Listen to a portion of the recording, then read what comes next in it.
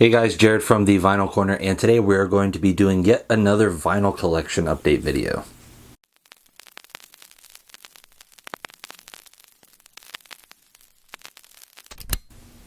So I said in the last one that I was going to have to split it into two parts, and it was definitely true.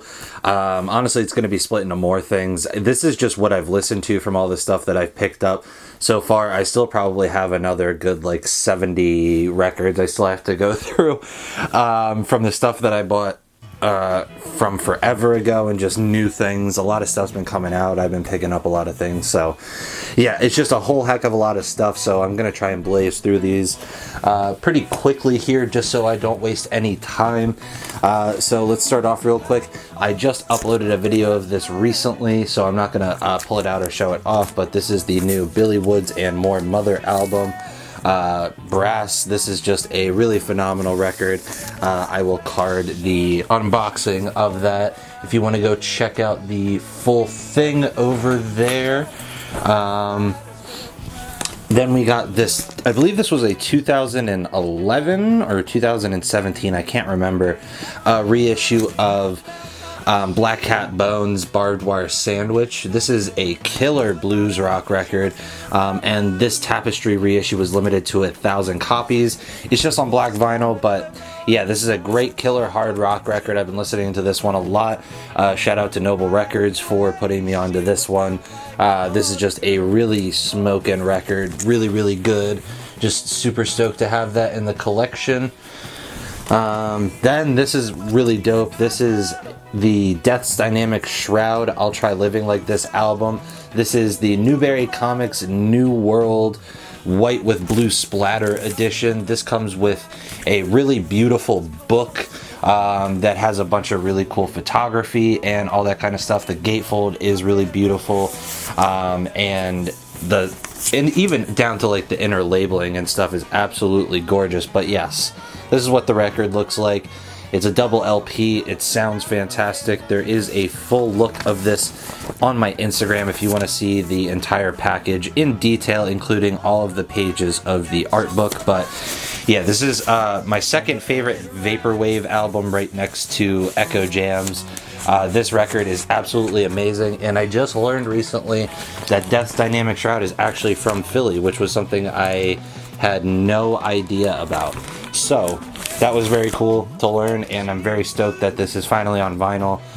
There was one pressing before this, but it sold out super quick, and the Newberry one looks like it was the best done, in my opinion. It also came with this little signed trading card from the band that I've been displaying on my shelf recently, but yeah, it's just a little aesthetic picture over here. If it'll ever focus, probably not, because it's in this little protective case. But yeah, signed by the band, picture of the band on the back. Cool stuff over there. We do these videos really raw, no editing, and when the camera decides it doesn't want to focus, it happens. Alright, this record is killer. This is Demon Fuzz Africa. This is like Santana if they went crazy fuzz instead, and this is a music on vinyl reissue. I believe it was limited to 1,500 on this amazing like orange marbled wax over here. But yeah, this is a really crazy record. Lots of great progressions, lots of fuzz guitar, just very killer record. Super stoked that it got a nice reissue, as originals are like $250+ at this point. This is a group I just started listening to pretty recently. This is the Taj Mahal Travelers. This is July 15th, 1972. This is on Etat Uni Records. I'm definitely pronouncing that wrong. I believe it was limited to 500 copies, and mine is number 232. Just on black vinyl, but it comes with a cool poster. But yeah, this is really cool, like free improvisation type music, just complete jamming on stage. Every single one of the members is pretty much in their own even time signature at times, but it's all like really cool. It's like all these individual pieces are out of sync until they really click at a moment, and then it really comes together and they jam off that, and it's really riveting stuff. All their recordings pretty much are live due to the nature of their music. Next up, this is Irish Coffee. This is some really great hard rock music. It's got some like bluesy elements in there. It's got some progressive elements in there. It comes with a great sheet all about the band. I love this kind of stuff, like reading along to this. It's like one of my favorite things about records, especially like reissue type stuff of like these really hard to find records. But yeah, this is just a really great gem record. Not much to say other than if you want some great hard rock and music, this is fantastic. Just skip the first part of the 2-part song. It's the weakest part on the album, unfortunately. Next up, I've added a couple Meters collection or albums to the collection recently because I realized I stupidly didn't have any, and this is Look a Pie Pie. This is just great funk music. I mean, if you don't know the Meters, you have to listen to the Meters. This is essential, like really just deep, heavy, rhythmic funk music. Classic stuff. Not their best album, but it's got a lot of some of my favorite songs in their entire catalog for sure. And that's on Josie Records. That's a reissue. This I was very excited about. This is 50 Foot Hoses Cauldron. This record is fantastic. This is put out by Modern Harmonic, who does a lot of cool stuff. I've picked up quite a bit from them recently. More stuff you'll probably see next video, but yeah, if I remember right, this is on a cool color vinyl, so I'm going to pull it out for you guys real quick. Yeah, it's on like this cool like marbled, like with yellow and red wisps in it. But yeah, this record is really bonkers. It kind of blows my mind that this came out in what was it, 67 or 66 or whatever. Whatever the date is on this hype sticker, it's actually wrong. I think it's the year before, a year after. So whatever it is, it just blows my mind that this record came out when it did. It was super ahead of the curve. It really incorporated electronics in a way that would be more reminiscent of how they would be fused later on. But yeah, this is great. A fantastic reissue. It comes with a great book all about the record and everything. So yeah, super great album and a fantastic reissue of it. Next up, this is Kenny Dorham, Una Mas, or One More Time. This is just a fantastic record. I mean, the lineup of Joe Henderson, Herbie Hancock, Butch Warren, and Anthony Williams, Tony Williams, is just killer. Killer. Always just trying to add jazz to the collection. This was a 2019 Blue Note reissue, and it sounded pretty good. So, just again, always stoked to add more to the jazz collection. This was put out by Lion Productions. This is The Plastic Cloud. This is a late 60s Canadian little gem over here of some psychedelic rock type stuff. Just really cool. Lion Productions is a label I've been getting into very heavily recently. They just put out great packages. They usually include like a lot of information about the groups on like these little information cards and stuff, and I'm all about that.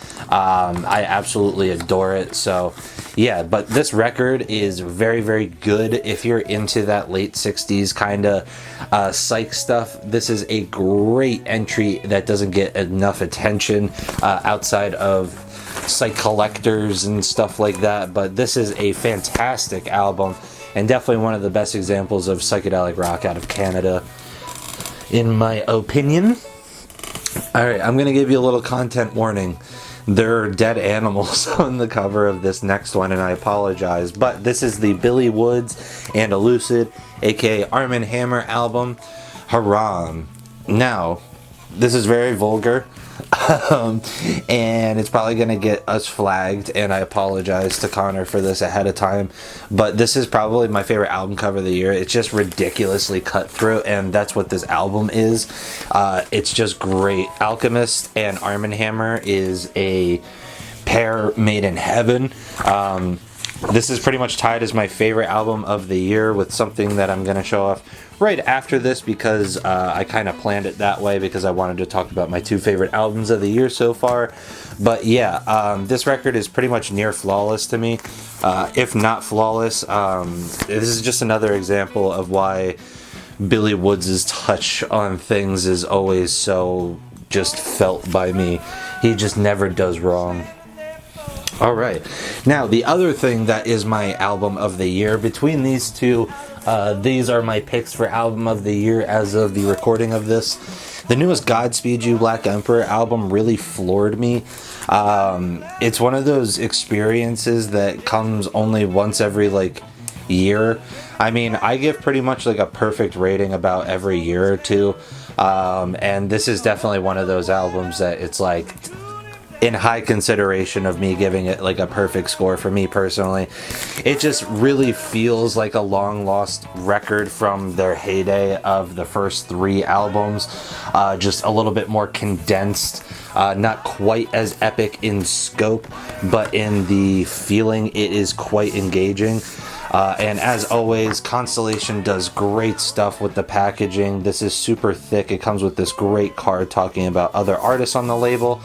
And this was a cool package as it came with a 10-inch, which are the shorter songs. So you have to flip between the 12-inch, which is this right here, and the 10-inch. So yeah, this is just really amazing stuff to me. This is very reminiscent of the early days of their career, and obviously their first 3 records are like some of my favorites of all time. So yeah, this is just a great return to form. They finally completely found the click since reforming, and yeah, this is just a really amazing album. The packaging is amazing. It's all like spot embossed on the cover here and on the back. It's just, Constellation does the best shit, and yeah, Godspeed You made another absolute home run this year, and I couldn't be more than happy to be a Godspeed You fan. Alright, one of my favorite albums of last year, again, this is Sturgill Simpson's Cut and Grass Volume 2. This is the indie exclusive. It's like a blue and white marbled vinyl, and this actually glows in the dark all over here. If I remember, I'll try and insert a little footage shot of it glowing in the dark. But yeah, this album is just absolutely amazing. I talked about it in my top 30 albums of the year list, so I'm not going to talk about it too terribly much. But I absolutely love the coordination of the vinyl color with the album cover. And this is just killer bluegrass. Sturgill Simpson is one of the best in his field, if not the best, especially when it's coming to like the bluegrass stuff, like him and Billy Strings and stuff. Just absolutely killer. Love this album. Very stoked to have it in the collection. Alright, this is an album I've loved forever, and I've just finally picked it up because I realized that Music on Vinyl reissued it pretty recently. And this is Erykah Badu's Baduism, or why did I say Baduism? This is Mama's Gun. Mama's Gun is my favorite Badu record. It just feels a little bit more raw, feels a little bit more her personality compared to Baduism, which is still one of the best, like, soul, neo-soul records of its time, but this one just has a little bit more of her in it, and that's why I like it a little bit more, especially in the instrumentals. It is just a little bit more raw and just kind of DIY feeling, but it's still incredibly sexy. The chord progressions are absolutely beautiful, and her singing is just straight from the soul. This is just one of the best records of the 2000s, no doubt. And yeah, finally filled that gap in the collection. Sorry, my dog started barking, so I had to edit that. But anyways, this is Dizzy Rascal's Boy in the Corner. I was super stoked that this got reissued. This is an album that I've loved since I was a teenager as well. And, you know, obviously, most people, when they think about grime music, if they're not thinking about the current wave, they're probably thinking about this record, or at least Dizzy Rascal. He really was the definitive figure for it for so long. And it's not just because he was the only one doing it. He was just so far ahead of everyone else doing it initially. And yeah, this record has really stood up very well. And this is a reissue on this beautiful translucent yellow vinyl. But yeah, it's really stood the test of time. It's actually aged extremely well. it's leaked into a lot more hip-hop than people really realize, and it's definitely one of the staple records of the UK music scene, especially its rap scene. So yeah, very stoked. This is a double LP and it sounds great. I waited for a reissue on that because I've heard originals don't sound very good, so that's why I waited on that. But yeah, very stoked with that one specifically. Got interrupted again. So this is 9 Inch Nails and All That Could Have Been Live. This is one of my favorite live records ever. This just really shows Trent Reznor being able to transform such dark, esoteric songs into danceable live tracks and have audience interaction and like participation, and he really knew how to work a crowd. And this is a really well done unofficial press off of course, Roland Records, who is my favorite unofficial release website. They just do consistently great jobs of curating and getting things in and being a great middleman and picking out better stuff than other people would tend to. So yeah, this is a really decent press. It's not any better than the CD mix, but yeah, just very stoked to have this on a hard copy because seemingly Trent Reznor doesn't want to put it out on vinyl. At least he hasn't in the 20 or so years or whatever it is that since this has been out. So yeah, if he ever decides to release an official one, of course I will buy it because I'm sure it will be remastered and be great like all the other stuff he's been doing recently. Alright, another great album from 2021. This is the latest Shoo Shoo album, Oh No. This is a duets album where they got a bunch of different artists that they like to do duets. And it's really interesting. It's something different for Shoo Shoo. It's a little bit more in the poppy vein compared to a lot of their other stuff. But I use that term a little bit lightly because it's obviously still Shoo Shoo. And comes on a really cool, one is cream and the other is a translucent Scarlet vinyl to match the cover, which I will pull out for you now. But yeah, this record is great. Obviously, you guys know I like Shoo Shoo quite a bit, so pretty much anything that they put out I pre-order, just because they're really yet to let me down. So yeah, shout out Jamie Stewart and all involved in Shoo Shoo. Shout out to everybody on this record. Fantastic stuff. The Chelsea Wolfe duet where they cover my favorite Cure song, one of the best moments of music this year. Especially hearing that the first time, I was like, no fucking way. Alright, this is a amazing movie and has a fantastic score along with it. This is Crouching Tiger, Hidden Dragon. This is composed by Tan Dun and has cello stuff by Yo-Yo Ma. But yeah, this movie is absolutely gorgeous. If you guys have never seen this, this is like high-flying, string-based kung fu at some of its most artistically pure.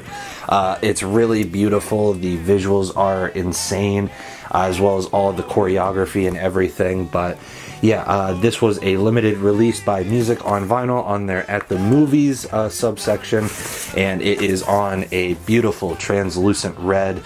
Lots of translucent red here right now. But yes, this is a great soundtrack to one of my favorite movies of all time, and it even comes with credits in this beautiful book that has photography and stuff like that from the movie. So yeah, really good stuff. Very excited to own that, and actually this was limited to 750 copies, so very stoked that I was able to get this on vinyl. The only thing I don't like is the fact that this sticker likes to stick onto the cover when I'm trying to put it back into the sleeve, because there always has to be a problem with vinyl. Am I right? Just kidding. It went back in finally as soon as I started complaining. Alright, this was a Discogs order. This is an album I've loved forever and just wanted to own, and this is an original press on Karma Sutra, and this is Dust's self-titled album. This is just ripping rock music, just hard rock music, and again, this is an original over here on the Karma Sutra label. I got this for a very nice price, and again, I've been looking for this for years. I still need a original copy of Heart Attack, but this is my favorite of their two main releases, so I was very stoked to pick this up. Just great hard rock and stuff over here. Alright, one of the craziest albums that you can listen to when initially starting to dig into the gem scene. This is Caterpillar's Changes.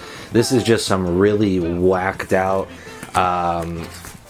proggy, like psychedelic stuff. I don't even know how to describe it. It's super esoteric and weird, but I absolutely love the packaging on this. It folds out and there's the caterpillar, and it folds out again and there's the whole silhouette of it, and the record is tucked inside of here, so that's a little bit weird and annoying sometimes, but again, it looks really cool with the packaging. This is a great reissue, and if I remember right, this was done by Trading Places, who, if you guys remember from my last video, is a label I've gotten into pretty heavily over the last little while due to their great reissues of interesting and harder to find gem type records from more of like the psychedelic and prog scene. So yeah, just really cool stuff here. I've wanted this record for a while. Stoked to find that. This was really interesting. This is Beggar's Opera.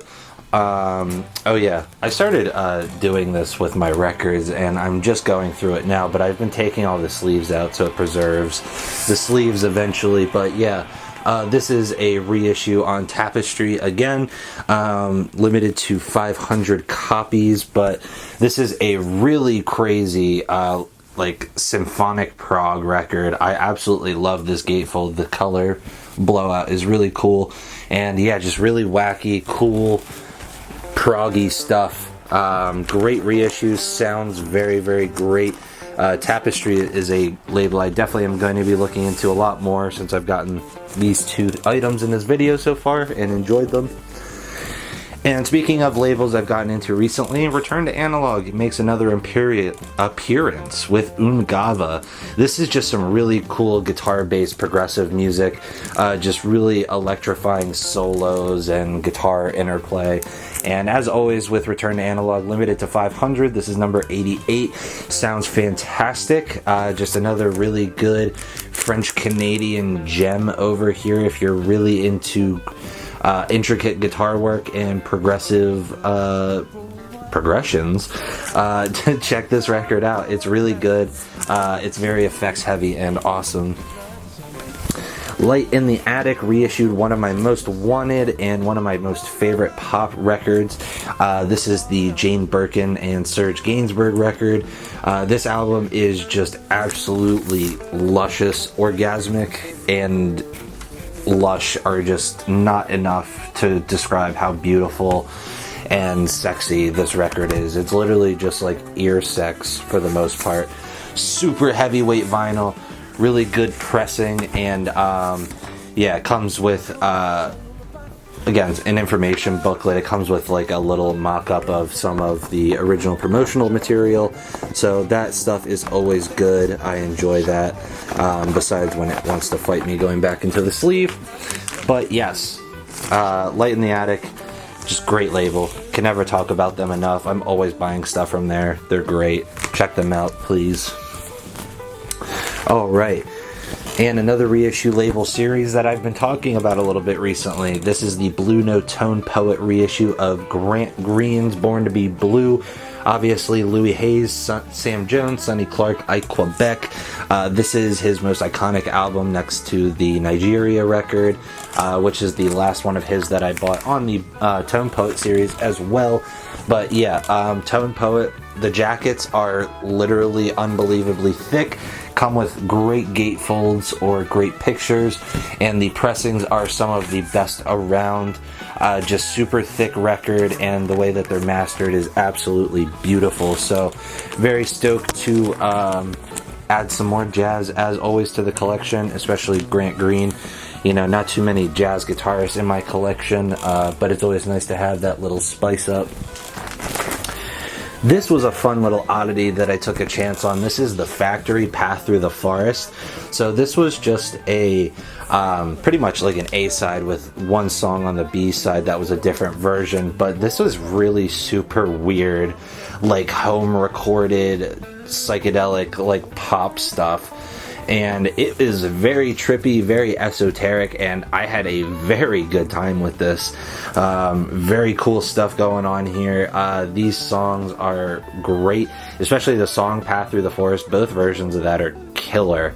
And yeah, this is a really high recommend if you're just looking for a little burst of some weird, extremely raw DIY to the truest sense, psychedelic like pop stuff. Then we got this really cool psych gem I ordered off Discogs. This is the CA Quintet's Trip Through Hell.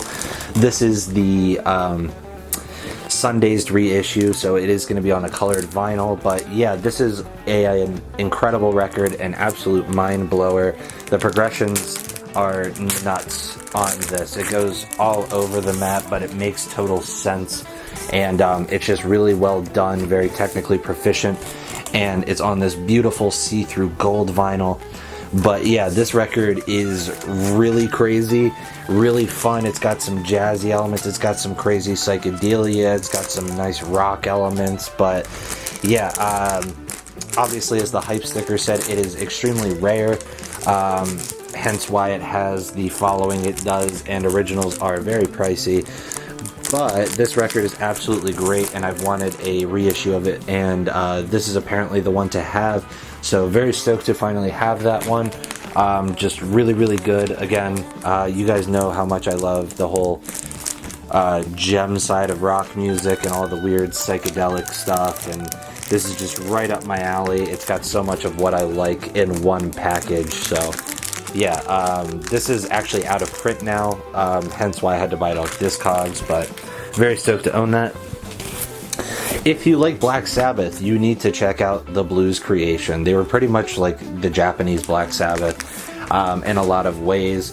You know, Flower Traveling Band was a little bit better to me, but this record is absolutely great, just like blistering early metal, hard rock music. The singer isn't quite my jam personally, but he's not on a whole ton of the record, thankfully. And yeah, it comes with a lyric sheet and credits and all that stuff, but it's all in Japanese, so that doesn't really help me personally, but that's okay. I again love the effort that's in there. And yeah, this is a Spanish reissue. I believe this was on Therapeutic Records. So yeah, very stoked to have that one in the collection. The artwork alone pretty much makes it worth being in the collection, but the music is great, but the singer is pretty hit or miss, so just a heads up. Alright, we talked about Lion Production reissues earlier. This is another one. This is the Tin House self-titled album. This is an amazing blues rock record. These guys were really young, just really had it together. They were smoking. They had a good sense of fun, but also like the musicianship was really there. And this specific package comes with a 45 that has 2 never released before songs and 2 different mixes of the 2 popular songs off of this album, or most popular songs. And the different mixes are actually quite interesting, and the 2 unreleased songs are awesome. So yeah, really enjoyed this package. The remaster is fantastic, and yeah, just this 45 EP being included was awesome. Just really, really good stuff. Again, Lion Productions has definitely become one of my favorite labels, and there's, I think, another 1 or 2 things in here from them. Alright, this is one of my most wanted records for a while. This is the Akarma reissue of the Toad self-titled album. This is just one of my favorite rock records ever. It's just through and through heat, really great hard rock and riffs. It's got a great sense of like fun and rhythm and bounce to it, but it's just blazing guitars, just really well done. And yeah, I got this secondhand off eBay from a seller, and it's a really good press of the album, thankfully, and it comes with a really cool book all about the group and like how they got back together in later years after being discovered by like, you know, people who were like digging for this kind of music. So really just cool stuff, a great story, and one of the best just traditional rock, hard rock albums I've ever heard in my life. The first song is like one of my favorite songs ever. Alright, this classic right here, there isn't much to say, but this is the psychedelic sounds of the 13th Floor Elevators, their debut album. just really trailblazing early garage psychedelic stuff. This would go on to like obviously inspire the punk wave and just a lot of the garage stuff coming soon after. And yeah, I personally like Easter Everywhere just a little bit more, but they're both pretty much prime examples of what makes hard like garage psychedelic fueled music so great. So this was really interesting. This I had never heard of before, but this is called Greylock Mansion, and apparently this is an archival release of various like singles and stuff like that. But yeah, this is really cool. If I remember right, this is like cool prog stuff. It didn't make a huge impression on me, but again, I had only listened to it once, so I definitely want to sit with it and give it more time. It's not available anywhere, like even on YouTube. I could only find one song when I went to go like take a listen to it before I bought it. But yeah, there's another one of those that comes with like a cool little booklet all about the band. It actually comes with like little flyers replicating, I guess, tour posters and flyers for shows and stuff. Really cool package, and yeah, it's got some great moments on it, but again, need to sit with it a little bit more before I fully decide how I feel about it, I suppose. This was really sad. This started a trend of me being very cautious of buying Numero Group vinyl stuff. They used to be one of my favorite labels because I just thankfully was getting good pressings and stuff, but the longer I've been like buying their stuff, their quality control is very hit or miss, and unfortunately this is a super big victim for me. The pressing on this is absolutely awful, and I'm really sad because again, I wasn't expecting like audiophile or anything, because this is private press like hard rock stuff, trying to be like Black Sabbath. But it was so distant, and when I listened to it even digitally, it was like a world of a difference, unfortunately. So yeah, I just keep this around because this is like felt on the cover, and it's like embossed and everything, and it's cool, and it's on this half red half gold split over here. But yeah, Numero Group are one of the best labels around, but I say definitely stick with their MP3 and CD reissues. Their vinyl quality control is pretty hit or miss, unfortunately. I've gotten fantastic, perfectly clean pressings from them, and I've gotten some that literally sound way more muddy than a really bad digital file of it. So yeah, just beware, I suppose. I've definitely been more cautious with the label in terms of vinyl recently myself since this. Then we got this amazing psychedelic record, which everyone likes to spit the fun fact about. This is J.K. & Co. Suddenly One Summer. The big fun fact is that the kid who plays guitar on this was only 16. And yeah, it's pretty amazing because the guitar work on it is insanely amazing. But it's just a really well-known fact to collectors, and it's kind of like a joke at this point. But yeah, this comes on a translucent gold vinyl. And it sounds fantastic. Just a really great album. Doesn't really get enough love compared to a lot of psychedelic records. Obviously, again, in like the collector, like vinyl collector scene, it's pretty well known. But yeah, just a great record. Very stoked to finally have it in the collection and have it sound great. And I talked about it a little bit, but here is my favorite psychedelic, or 13th Floor Elevator record, Easter Everywhere. This is just a little bit more technically sound in my opinion, and I feel like the lyrics were just a little bit more nutty, or more refined nuttiness. And I don't know, this is just one of my favorite psychedelic records ever. I think they really hit the nail on the head. I mean, Slip Inside This House is simply one of the greatest songs ever written and performed. So it looks like we got about 15 to go, so we still got a little bit of a distance to go for this video, so I apologize, but a lot of cool stuff is coming. I saved the best for last, most definitely. But to continue, we have this Now Again Records reissue of Experience Unlimited's Free Yourself. This is some really great, like funky, kind of spiritual, like edged funk music. It's got some jazz and a little bit of soul in it. But yeah, Now Again always does a great job with their pressings and including a lot of like cool stuff, like there's pictures and background and all that kind of stuff, and it's very well curated. And Now Again is just, again, one of those labels that really can't let you down. The guy that runs it is absolutely amazing, and the way that he curates who's like doing his vinyl and everything is very particular. So yeah, just very stoked to have this. Obviously, I've been on a funk kick recently, which is going to continue with the next record because I bought a lot of these around the same time. We got the Meters Struttin'. Again, I talked about Look Up High Pie earlier, but this is amazing. This has like a lot of my favorite Meter songs on here, like Same Old Thing, Hand Clapping Song, Chicken Strut is on here, Juke is on here. All of this is just really good stuff. This is just the Meters in top form. Again, Josie Records reissue, mid 2010s. I bought this off of a local friend.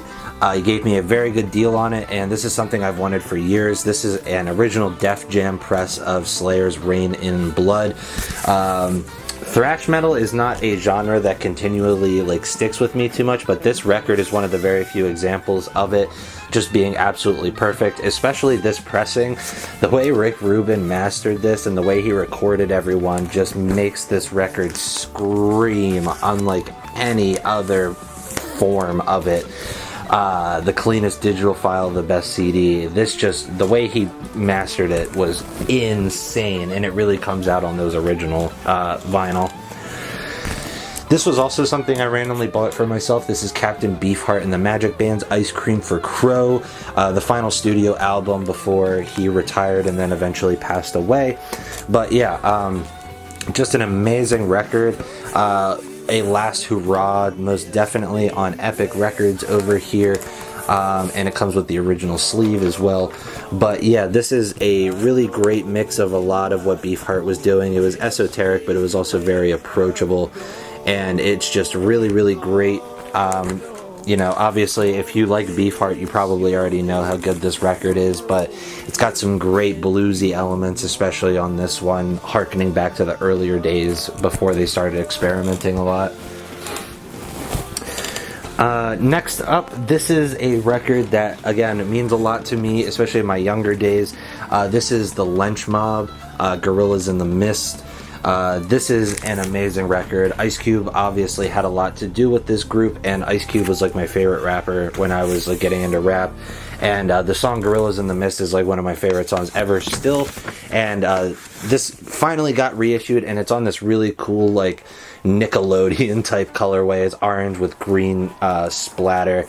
But yeah, this record is absolutely killer. If you're looking for some of that dirty like West Coast that was inspired by East Coast kind of stuff from like that transitionary phase, this is a really great record. One that I don't hear a whole lot of people talking about too much anymore, besides like really deep in the crate hip-hop heads. But this record is really great. Ice Cube's fingerprints are all over it, and it's fantastic for it. Then we got the Good Time soundtrack produced by One O Tricks Point Never. Obviously, you guys know how much I love this man, and I love this movie. The Safdie brothers are like some of my favorite directors around, and this whole package is just absolutely insane. It comes with like a poster that's a reference to a part in the movie, and it's just really, really great stuff. Sounds fantastic. One O Tricks, all of his stuff sounds great. Warp does a really great job pretty much with anything that they do. They take the whole vinyl thing very seriously, and they're better off for it. So very stoked to finally have that one in the collection. More great hard rock stuff reminiscent of like early Sabbath. This is the Jerusalem self-titled record. This is the Lion Productions reissue. I bought this off Discogs again, but this is such an amazing record. Just so many iconic riffs for me personally on here, and this pressing again is very fantastic, and I'm just very stoked to finally have a copy of this in the collection. I've been looking for this one for a while, and prices just keep jumping and jumping, so I figured I could get one While they were still relatively affordable, it does unfortunately have this corner ding which happened in shipping, but the dude was understanding and sent me a little bit of my money back, which was very nice. He didn't necessarily have to do that. Another one of these Lion production, or actually no, this is Sundazed, excuse me. This is the Missing Links album, and it also comes with a 7-inch of the Unchained EP. So again, another one of those very similar packages to that Lion Productions one. But this is some really just stellar, straightforward garage rock stuff on this really beautiful translucent green vinyl, by the way. But yeah, really great, just traditional like garage stuff. Very heavy, very rowdy, very fun and bouncy, simple, but gets across a lot of great just strength and confidence in their music. And the EP is a little bit softer edged. I'm not quite as big of a fan as the EP, but again, still combining them, having them together, it's really cool. Especially the first song on the EP is actually really killer, so very cool to have that in the collection. Obviously, again, you guys know how much I love my garage stuff. And Sundazed, this is a Craft Recordings reissue, which they can be a little bit hit or miss, but with something like this, it really doesn't matter. This is the Count 5 Psychotic Reaction. Can't really say much. This is a classic garage song. Obviously, the song Psychotic Reaction is a staple of that scene, being on the Psychedelic Nuggets compilation and all that kind of stuff. So that's just one of those records that I probably should have had by now. Alright, this is something I took a chance on because it just looks like it would be right up my alley. This is Abdullah Sami, Piece of Time. This was a really cool spiritual, mainly jazz record. The first song is like very free jazz, very weird. But then the rest of it is pretty traditional, more so spiritual jazz. It's got a lot more rhythm and kind of some soul-y elements to it. But yeah, this was put out by Spirit Muse Records, and this is just a really great album, just a really rare private press, again, kind of deal.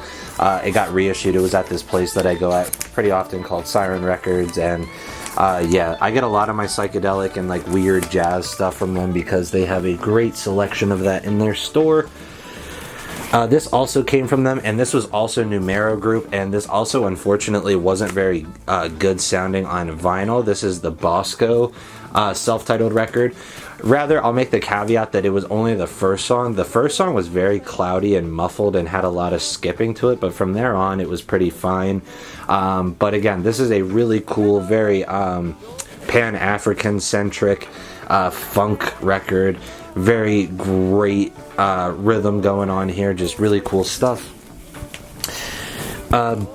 This is just more Griselda stuff. Benny the Butcher, Burden of Proof. This was a more general release. This was on Empire Records, and this was pretty widely distributed. But this is a great record. This was one of my favorites of last year. It just didn't make my list. But yeah, great stuff here. Benny and co. just really can't miss. Then we got, I'm starting to grab more of the modern jazz stuff I need to catch up on. Shabaka and the Ancestors, Wisdom of Elders. I've loved this record for a while now, since I found out about Sons of Kemet pretty much. But I didn't own this one yet, and just wanted to make sure I had it in the collection because it is such a great record. Love the gatefold, all the art on here.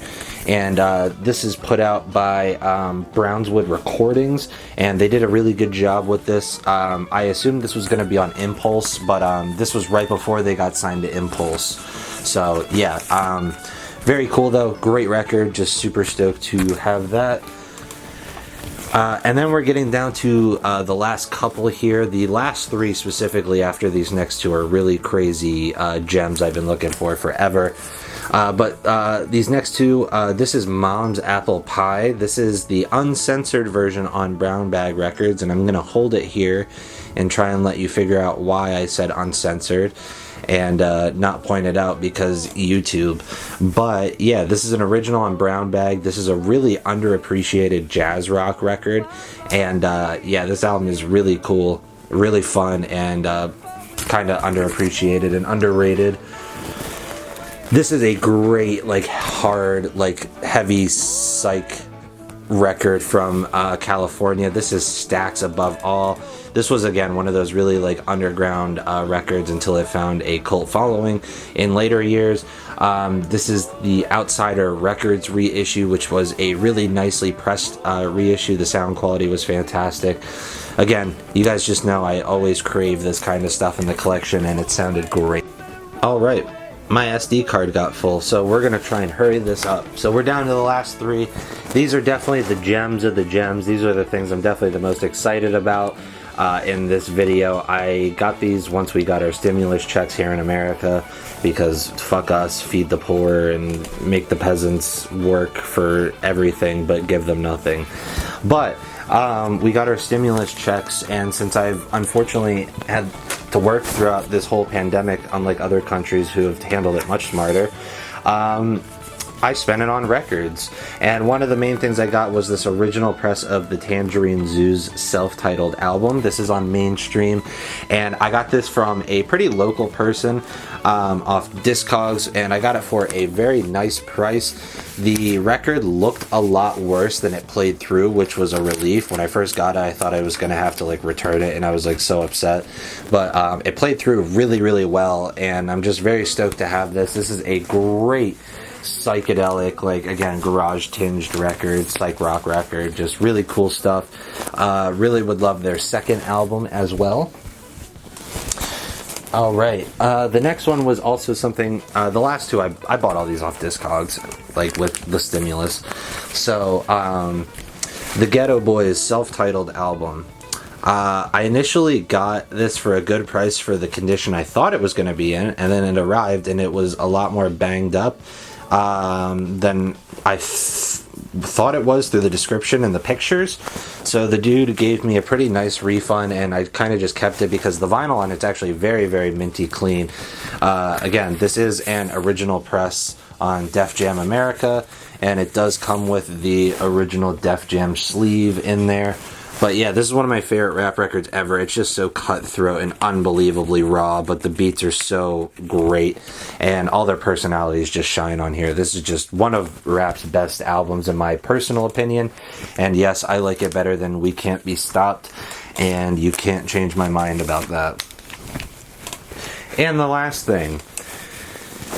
This is something I've wanted for so long now. This has been one of my favorite albums since I was like 13, 14, and yeah, this is an original, like pretty much mint condition pressing of The Cold Vein by Cannibal Ox.